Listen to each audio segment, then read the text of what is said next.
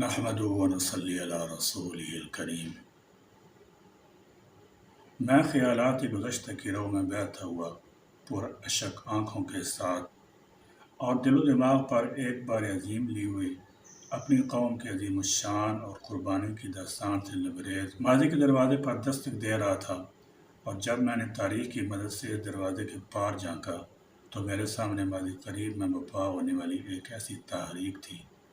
جو کہ اپنے دامن میں عالمی اسلامی اخوت کے جذبات سموئے ہوئی تھی، جس نے وقت کی تمام استعماری قوتوں،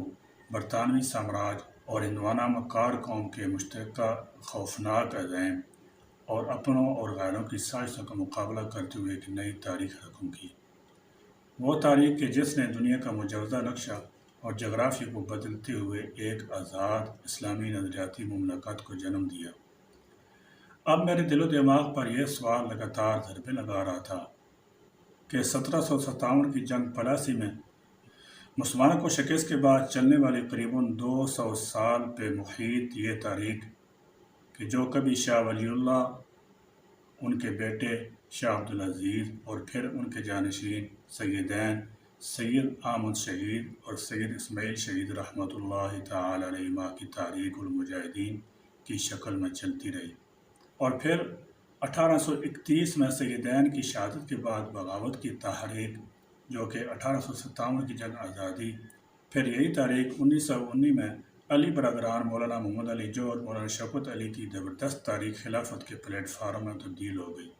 وہ کیا محرکات تھے جن کی بنا پہ برصغیر کی 2 صدیوں پہ محیط یہ سب سے بڑی تاریخ چلائی گئی تھی۔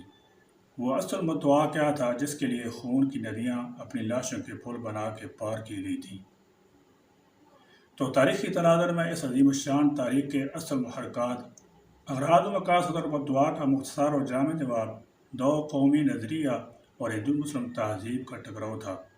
مسلمان رہنماؤں نے انتہائی بالا نظری اور استقامت سے بیک وقت ہندوؤں اور انگریزوں کی ریشہ دوانی کا مقابلہ کیا۔ قائد اعظم محمد علی جناح، علامہ محمد اقبال، مولانا محمد علی جوہر، مولانا ظفر علی خان جیسے زیرک رہنماؤں نے علیحدہ مملکت کے حصول کے لیے زبردست جدوجہد کی، اور بالآخر مسلمان دنیا کے سب سے بڑی اسلامی مملکت کے حصول میں کامیاب ہو گئے۔